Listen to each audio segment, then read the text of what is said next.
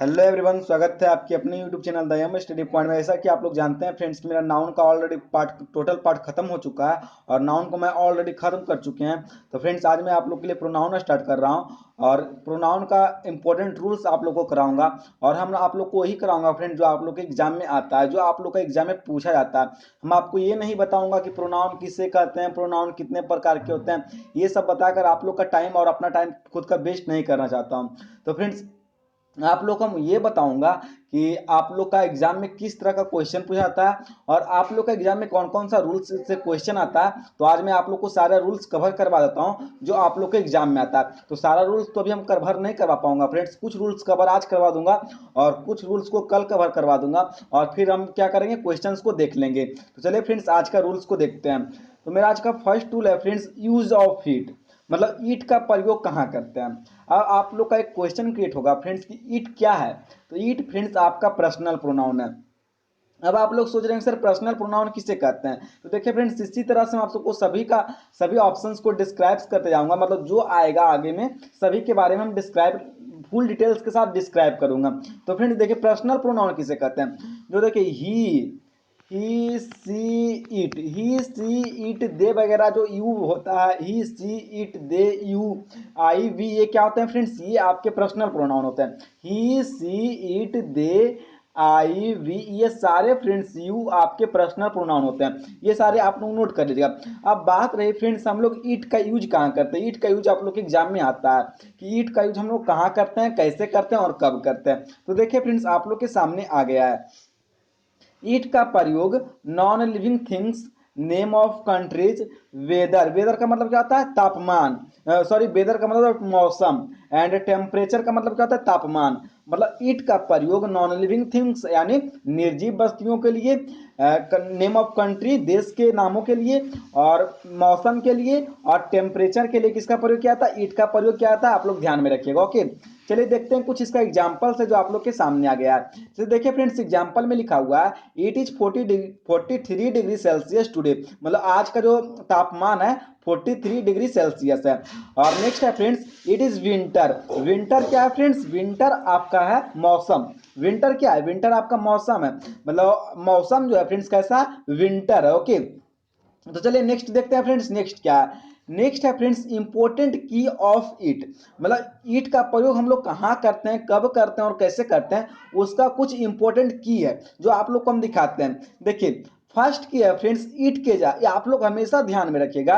ईट के साथ या तो ईज का प्रयोग होगा या तो वज का प्रयोग होगा, अदरवाइज किसी का भी प्रयोग नहीं होगा। ईट के साथ या तो ईज का प्रयोग होगा या तो वॉज का प्रयोग होगा, अदरवाइज किसी का प्रयोग नहीं होता है। अब आप लोग को एक बात और ध्यान में रखना है फ्रेंड्स, ईट हमेशा अपने साथ सब्जेक्टिव केस का यूज करता है। सब्जेक्टिव केस बोले तो नाउन और प्रोनाउन का सब्जेक्टिव केस यूज करता है। तो देखिए आई क्या है, आई आपका सब्जेक्टिव केस है, इसका ऑब्जेक्टिव केस क्या बनता है, इसका ऑब्जेक्टिव केस मी बनता है। यू क्या है फ्रेंड्स, यू आपका सब्जेक्टिव केस है, यू का ऑब्जेक्टिव केस भी यू ही बनता है। क्या बनता है, यू ही बनता है। और जैसे वी क्या है, वी आपका सब्जेक्टिव केस है, इसका ऑब्जेक्टिव केस क्या बनता है, अस बनता है। क्या बनता है, अस बनता है। ही क्या है, ही आपका सब्जेक्टिव केस है, इसका ऑब्जेक्टिव केस क्या बनता है, हिम बनता है। तो फ्रेंड्स जो ईट होता है, ईट हमेशा अपने साथ सब्जेक्टिव केस का यूज करते हैं। आई होप कि आप लोग इतना समझ गए होंगे फ्रेंड्स। और देखिए ईट किसका यूज करता है, ईट अपने साथ ईज का यूज करेगा या फिर बोझ का यूज करेगा, अदरवाइज किसी का यूज नहीं करेगा।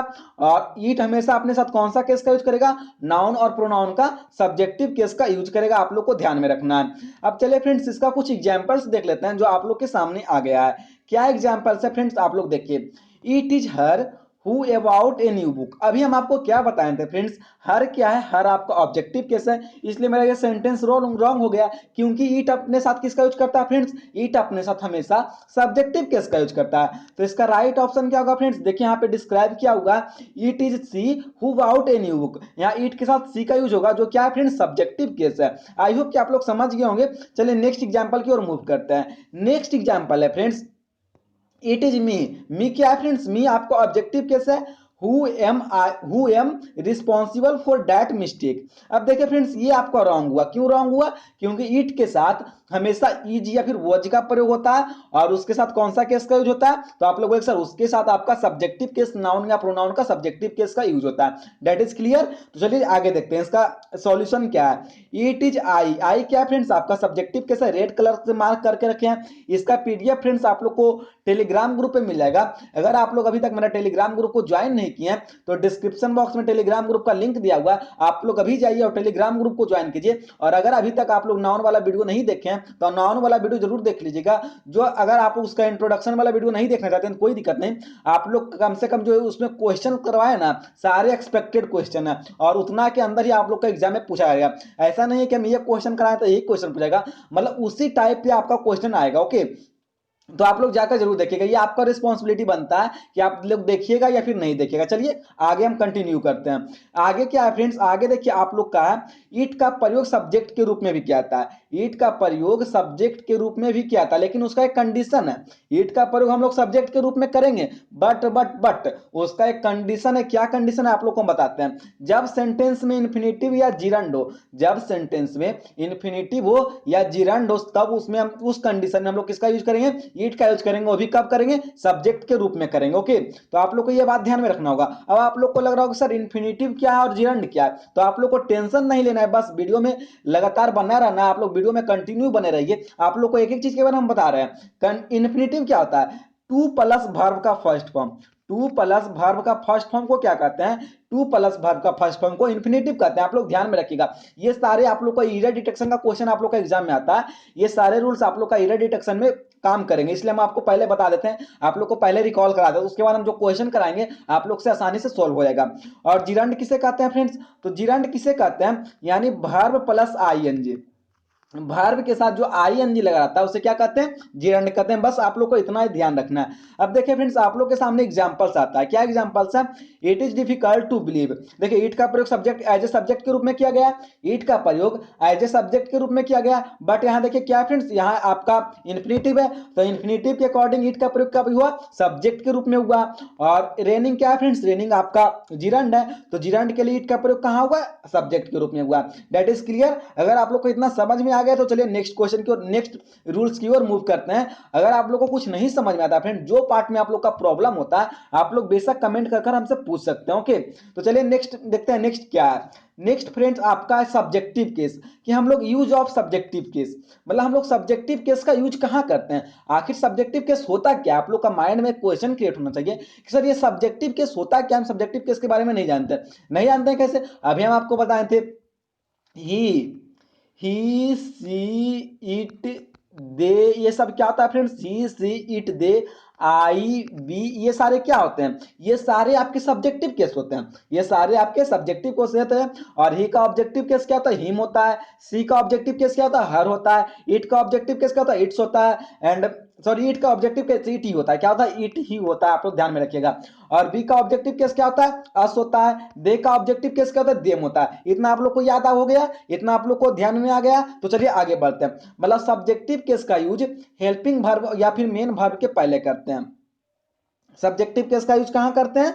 सब्जेक्टिव केस का यूज हमेशा हेल्पिंग वर्ब या मेन वर्ब के पहले करते हैं। कहां करते हैं? हेल्पिंग वर्ब या मेन वर्ब। अब आप लोग को माइंड में एक क्वेश्चन क्रिएट होना चाहिए कि सर हेल्पिंग वर्ब और मेन वर्ब किसे कहते हैं। बस आप लोग ध्यान में, वीडियो में कंटिन्यू बने रहे, आप लोग को हम बताते हैं हेल्पिंग वर्ब किसे कहते हैं और मेन वर्ब किसे कहते हैं। Is, am, are, was, were, has, have, जितना होता है ना फ्रेंड्स, ये सारे क्या होते हैं? ये सारे आपका हेल्पिंग वर्ब इसको कह लीजिए या फिर ऑक्सिलरी वर्ब कह लीजिए। Is, am, are, was, were, have, has, had, जितना होता है ना ये सारे फ्रेंड्स आपका ऑक्सिलरी वर्ब होता है या फिर इसे हेल्पिंग वर्ब कहते हैं। अब बात रहेगी सर मेन वर्ब किसे कहते हैं। आप लोग समझिएगा, बस ध्यान से सुनिए। ये जो गो होता है, गो क्या है फ्रेंड्स? गो आपका मेन वर्ब है। ईट क्या? ईट आपका मेन वर्ब है। और राइट क्या है? WRIT, राइट क्या है? राइट आपका मेन वर्ब है। ये सारे मेन वर्ब होते हैं। और सब्जेक्टिव केस का यूज हेल्पिंग वर्ब और मेन वर्ब के जस्ट पहले किया जाता है। ओके, समझ में आ गया? तो देखिए जस्ट पहले मतलब ना, उसके पहले वाला हेल्पिंग वर्ब या मेन वर्ब के पहले सब्जेक्टिव केस का यूज होता है। आप लोग इतना बात को सिर्फ ध्यान में रखिएगा। चलिए कुछ एग्जांपल्स दिखाते हैं जिससे आप लोग को और क्लेरिफाई हो जाएगा, आप लोग को और अच्छी तरीके से समझ में आ जाएगा। तो चलिए आप लोग के सामने देखिए एग्जांपल्स आ गया। क्या है? Them are going. अब देखिए फ्रेंड्स, अभी हम क्या बताए थे, देम क्या है, देम क्या है, बोले सर देम आपका दे का ऑब्जेक्टिव केस है, देम आपका दे का ऑब्जेक्टिव केस है, तो दैट इज रॉन्ग। ये आपका क्या हो गया फ्रेंड्स, रॉन्ग हो गया, आपका गलत हो गया। और दे क्या फ्रेंड्स, दे आपका सब्जेक्टिव केस है। आर क्या फ्रेंड्स, आर आपका ऑक्सिलरी वर्ब या कह लीजिए या फिर हेल्पिंग वर्ब कह लीजिए। आर क्या, हेल्पिंग वर्ब या ऑक्सिलरी वर्ब है, जिसके पहले क्या होगा फ्रेंड्स, सब्जेक्टिव केस का यूज होता है, that is right answer. Okay, और ये भी राइट हो गया, क्योंकि देखिए यू क्या है फ्रेंड्स, यू आपका सब्जेक्टिव केस है। और पनिश क्या है फ्रेंड्स, पनिश आपका मेन वर्ब है, और मेन वर्ब के पहले किसका प्रयोग होता है, मेन वर्ब के पहले आपका सब्जेक्टिव केस का यूज होता है। और देखिए हिम क्या है फ्रेंड्स, हिम आपका ऑब्जेक्टिव केस है। तो आप लोग को सिंपली एक बात को ध्यान में रखना है, बेसिक रूल ये होता है, हम लोग का एक बेसिक रूल होता है कि सब्जेक्टिव केस का यूज सब्जेक्ट के रूप में करते हैं और ऑब्जेक्टिव केस का रूप एज ए ऑब्जेक्ट के रूप में करते हैं। That is clear. तो चलिए नेक्स्ट देखते हैं, नेक्स्ट क्या है। नेक्स्ट फ्रेंड्स आप लोग के सामने आ गया है नेक्स्ट रूल है, क्या आप लोग ध्यान देख दीजिएगा, बहुत ही इंपॉर्टेंट रूल है। क्या कर रहा है, यदि प्रोनाउन का प्रयोग, यदि प्रोनाउन का प्रयोग नीचे दिए गए प्रीपोजिशन के बाद हो, नीचे कौन कौन सा प्रीपोजिशन दिया हुआ है, like, unlike, except, besides, with, between, it is. Okay, अगर प्रोनाउन का प्रयोग ये सारे प्रीपोजिशन के बाद हो तो हम लोग कौन सा प्रोनाउन का यूज करते हैं, हम लोग ऑब्जेक्टिव केस का प्रोनाउन का यूज करते हैं। कौन सा प्रोनाउन का यूज करते हैं, ऑब्जेक्ट, जो प्रोनाउन ऑब्जेक्टिव केस में होते हैं। कौन सा प्रोनाउन, जो प्रोनाउन ऑब्जेक्टिव केस में होते हैं। और आई होप कि आप लोग को ऑब्जेक्टिव केस के बारे में पता हो जाए कि ऑब्जेक्टिव केस किसे कहते हैं। दो बार अभी हम बता चुके हैं कि ऑब्जेक्टिव केस किसे कहते हैं और सब्जेक्टिव केस किसे कहते हैं, तो आप लोग को समझ में आ गया। यदि प्रोनाउन का प्रयोग नीचे दिए गए प्रीपोजिशन के बाद हो तो उसके साथ जो प्रोनाउन का प्रयोग करते हैं वो ऑब्जेक्टिव केस प्रोनाउन का प्रयोग करते हैं। That is clear. चलिए अब आपको कुछ एग्जांपल्स दिखाते हैं जिससे आप लोग को और क्लियरिफाई हो जाएगा। देखिए आप लोग के सामने फ्रेंड्स एग्जांपल्स आ गया है, क्या कर रहा है। फर्स्ट एग्जांपल देखिए, my father is angry with I. देखिए यहाँ पे विथ था, कहां पे विथ था, यहाँ पे देखिए विथ था, यहाँ पे विथ था। और यहाँ देखिए आई क्या है फ्रेंड्स, आई आपका सब्जेक्टिव केस है। और अकॉर्डिंग टू रूल हम देखेंगे, अकॉर्डिंग टू रूल देखेंगे तो क्या देख रहे हैं कि रूल में हमको बताया गया है कि विथ प्रीपोजिशन के बाद, विथ प्रीपोजिशन के बाद हम लोग ऑब्जेक्टिव केस का यूज करते हैं। और आई क्या है, आई आपका सब्जेक्टिव केस है, तो दैट इज रॉन्ग, ये आपका रॉन्ग हो गया। इसको राइट करने के लिए हम लोग क्या करेंगे फ्रेंड्स, ये आई के स्थान पे मी का प्रयोग करेंगे। किसका प्रयोग करेंगे, आई के स्थान पे मी का प्रयोग करेंगे। इसका राइट ये देखिए यहाँ पे बना होगा, आप लोग को पीडीएफ मिल जाएगा, आप लोग अपने नोटबुक पे अच्छी तरीके से नोट कर लीजिएगा।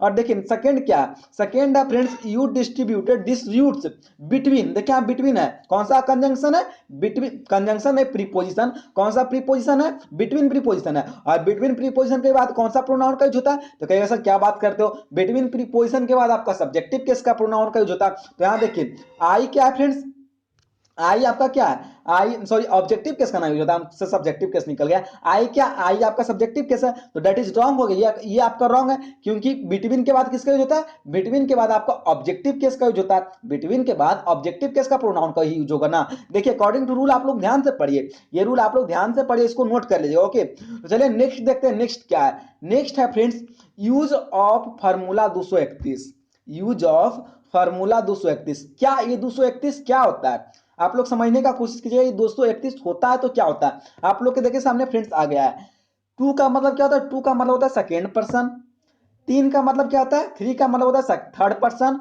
और वन का मतलब होता है फर्स्ट पर्सन। एक होता है फ्रेंड्स 231 जिसको हम आज आपको सामने डिस्कस करेंगे, और एक होता है 123। क्या होता है, एक होता है 1 2 3 एंड एक होता है 2 3 1। तो 2 3 1 के बारे में आज हम आपको बता देंगे, और 1 2 3 के बारे में हम आपको कल उसके बारे में डिस्कशन करेंगे। तो चलिए आज हम आपको 1 2 2 3 1 के बारे में बताते हैं, यानी फार्मूला 231 के बारे में आज हमको आपको डिस्क्राइब कर देते हैं।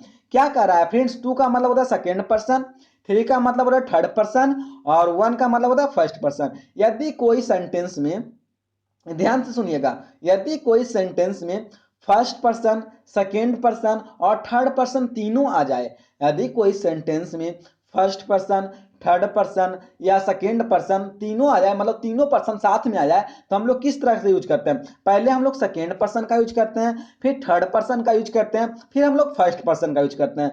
और अगर फ्रेंड्स, अगर आप लोग के सेंटेंस में आप लोग का एग्जाम में के क्वेश्चन में सिर्फ दो ही केस आए, जैसे आ गया एक फर्स्ट पर्सन आ गया, एक आपका सेकंड पर्सन आ गया, तो आप पहले किसका यूज करेंगे? पहले आप सेकंड पर्सन का यूज करेंगे, उसके बाद आप लोग फर्स्ट पर्सन का यूज करेंगे। अगर कोई आपके एग्जाम में आपके सेंटेंस में आ गया, पहले थर्ड पर्सन आ गया, उसके बाद सेकेंड पर्सन आया, तो आप लोग पहले सेकेंड पर्सन का यूज करेंगे, उसके बाद थर्ड पर्सन का यूज करेंगे। अगर आपका एग्जाम में फर्स्ट पर्सन आया और सेकेंड पर्सन आया, तो पहले आप सेकेंड पर्सन का यूज करेंगे, उसके बाद फर्स्ट पर्सन का यूज करेंगे। मतलब ये जो आपका सीरीज है फ्रेंड्स, यही सीरीज से आप लोग यूज करेंगे। ओके, आई होप कि आप लोग को इतना क्लियर हो गया होगा। अब देखिए आप लोग को एग्जाम्पल बताएंगे तो और क्लियरिफाई हो जाएगा। क्या एग्जाम्पल है फ्रेंड्स, आप लोग को सामने हम रीड करते हैं। अब देखिए फ्रेंड्स, यहाँ पे आप लोग का एग्जाम्पल कर रहा है यू एंड हर। यू क्या है फ्रेंड्स? यू आपका सेकेंड पर्सन है। हर क्या है फ्रेंड्स? हर आपका थर्ड पर्सन है, क्योंकि सी का ऑब्जेक्टिव केस क्या होता है? सी का ऑब्जेक्टिव केस हर होता है, तो हर क्या है फ्रेंड्स? हर आपका थर्ड पर्सन है। यू आपका क्या हो गया? यू आपका सेकेंड पर्सन हो गया।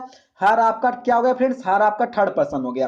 अब कहेगा सर ये तो मेरा सही है, आप लोग कहेंगे सर ये तो मेरा सही है, बट आप लोग देखिए फ्रेंड्स, यहाँ हर जो है, हर आपका ऑब्जेक्टिव केस है। और हर क्या आपका ऑब्जेक्टिव केस है। आपको हम एक मॉक टेस्ट और प्रैक्टिस सेट वाला वीडियो मेरा देखते होंगे फ्रेंड्स, तो आप लोग को हम एक रूल बताते हैं कि जब कोई दो सब्जेक्ट एंड कंजंक्शन से जुड़ता है तो दोनों सब्जेक्ट सेम होते हैं, दोनों सब्जेक्ट सेम होते हैं। लेकिन देखिए फ्रेंड्स, यू आपका क्या है? यू आपका सब्जेक्टिव केस है, और हर क्या है फ्रेंड्स? ऑब्जेक्टिव केस है। तो यहाँ पे हर नहीं होगा फ्रेंड्स, यहाँ पे क्या होगा? सी होगा। क्या होगा? सी होगा। और आप लोग कहेगा सर, यहाँ पे देखिए, आप लोग सीखिए, बेसिक रूल सीखिए। यहाँ देखिए एंड है, ये क्या एंड है? ये एक सब्जेक्ट इधर है और एक सब्जेक्ट इधर। अब आप लोग को एक कंफ्यूजन क्रिएट होता होगा कि सर इधर ऑब्जेक्टिव केस है, ठीक है, इधर ऑब्जेक्टिव केस है और इधर आपका सब्जेक्टिव केस है। तो हम कहेंगे सर इसको हम क्यों ना ऑब्जेक्टिव बना देंगे, इसी को हम सब्जेक्टिव को हटाकर ऑब्जेक्टिव बना देंगे, और मेरा तो इधर ऑब्जेक्टिव है, ये तो दोनों तो सेम हो गया। लेकिन ऐसा नहीं होता है। एंड का एक रूल होता है फ्रेंड्स, जो एंड के पहले आएगा, जो सब्जेक्ट एंड के पहले आएगा, उसी के अकॉर्डिंग आपका सब्जेक्ट नंबर 2 फॉलो करेगा। मतलब उसी को फॉलो करेगा, सब्जेक्ट 1 को ही फॉलो करेगा। कौन? Subject number 2। That is clear हो गया? आप लोग को क्लियर हो गया? तो चलिए आगे दिखाते हैं। आगे हमको क्या समझाना है फ्रेंड्स आप लोग को। यहाँ देखिए हर था, यहाँ पे सी आया, सी आया, ठीक है। अब देखिए ये फॉर्मूला को फॉलो कर रहा है, ये फॉर्मूला को फॉलो कर रहा है। देखिए यू क्या है फ्रेंड्स? यू आपका सेकंड पर्सन है। सी क्या आपका थर्ड पर्सन है। फॉलो कर रहा है ना? दो आया, उसके बाद 3 आया, अगर और कोई रहता तो उसके बाद 1 आता। That is clear? तो आपका ऑप्शन एग्जाम्पल नंबर 1 क्लियर हो गया होगा। चलिए एग्जाम्पल नंबर 2 की ओर देखते हैं। एग्जाम्पल नंबर 2 क्या कर रहा है? आई यू एंड सी। देखिए यहाँ पे तीनों आ गया है। आई क्या है फ्रेंड्स? आई आपका फर्स्ट पर्सन है। यू क्या है फ्रेंड्स? यू आपका सेकंड पर्सन है। और सी क्या है फ्रेंड्स? थर्ड पर्सन है। तो कल हम आपको 123 नंबर का फॉर्मूला बताएंगे कि पहले फर्स्ट पर्सन का यूज करते हैं, फिर सेकंड पर्सन का यूज करते हैं और थर्ड पर्सन का यूज करते हैं। लेकिन उसका कुछ कंडीशन होता है, वो कुछ वाक्यों में ही प्रयोग होता है। 123 नंबर का जो फॉर्मूला होता है कुछ वाक्यों में ही प्रयोग होता है, लेकिन जो 231 है फ्रेंड्स, ये सभी में प्रयोग होता है। और आप लोग का एग्जाम में जो आएगा ये 231 वाला ही आएगा, तो आप लोग इसको ज्यादा अच्छा से याद रखिएगा। ऐसे हम कल आपको उसके बारे में भी कुछ बता देंगे कि 123 नंबर का मतलब जो फॉर्मूला नंबर 123 है उसका प्रयोग हम लोग कब करते हैं और कैसे करते हैं और कहां करते हैं, सब हम आपको बताएंगे। आप लोग को चिंता करने वाली बात नहीं है, आप लोग को सिर्फ मेरा वीडियो रोज देखना है और एक एक चीज को कॉपी पे नोट करते जाना। ओके, अब चलिए देखते हैं इसको हम लोग राइट किस तरह से करेंगे। ये तो भाई आपका रॉन्ग है, क्योंकि हमको फॉर्मूला को किसको फॉलो करना है? 231 को फॉलो करना है, और ये आपका 123 नंबर को फॉलो किया होगा। तो हम लोग इसमें देखिए यू को पहले लाए, यू क्या है फ्रेंड्स? 2 है। सी क्या है फ्रेंड्स? आपका 3 है। और आई क्या है फ्रेंड्स? आई आपका 1 है। 231 का फॉर्मूला फॉलो कर रहा है, इसलिए मेरा राइट हो गया। आई होप कि फ्रेंड्स आप लोग को वीडियो पसंद आया होगा, और अगर आप लोग को वीडियो में कुछ नया सीखने को मिला है फ्रेंड्स, तो इसे लाइक कीजिएगा। एंड अगर आप लोग हमारे चैनल पर नए हैं तो इसे सब्सक्राइब कर लीजिएगा एंड बेल आइकन नोटिफिकेशन को ऑन कर लीजिएगा, ताकि इस तरह का जो भी वीडियो कराऊं फ्रेंड्स इसका नोटिफिकेशन आपको टाइम टू टाइम मिलता रहे। तो चलिए फ्रेंड्स, कल से आप लोग से मिलते हैं, और क्या आप लोग को हम कल पढ़ाएंगे, आप लोग को 123 नंबर का फॉर्मूला बताएंगे, और जो प्रोनाउन का इंपॉर्टेंट रूल है उसको आपको कवर कराएंगे। हो सकता है रूल्स में ही 1-2 वीडियो जाएगा, क्योंकि काफी लंबा चैप्टर है प्रोनाउन, और उसमें इंपॉर्टेंट रूल्स भी है जो आप लोग के एग्जाम में पूछे जाते हैं। तो फ्रेंड्स हम आपको उतना ही कराएंगे जितना आप लोग के एग्जाम में पूछा जाएगा। अदरवाइज आप लोग को कुछ नहीं बताएंगे। हमको देखिए बताने का तो पहले ही बताते हैं कि प्रोनाउन किसे कहते हैं, प्रोनाउन कितने पर टाइप्स होते हैं, रिफ्लेक्सिव प्रोनाउन किसे कहते हैं, पर्सनल प्रोनाउन किसे कहते हैं, इन्फेटिव प्रोनाउन, मतलब अगर 10 रूल्स तो 10 प्रकार के प्रोनाउन होते हैं, तो 10 के बारे में डिस्क्राइब करते हैं। यानी हम आपको 10-15 दिन तक ले जाते हैं, लेकिन आपको हम वादा करते हैं फ्रेंड्स 3 से 4 दिन के अंदर आप लोग को प्रोनाउन खत्म करवा देंगे। हालांकि लंबा चैप्टर है, लेकिन जो आपके एग्जाम में पूछा जाएगा वही हम आपको बताएंगे। तो चलिए फ्रेंड्स, नेक्स्ट वीडियो में मिलते हैं। जय हिंद, वंदे मातरम।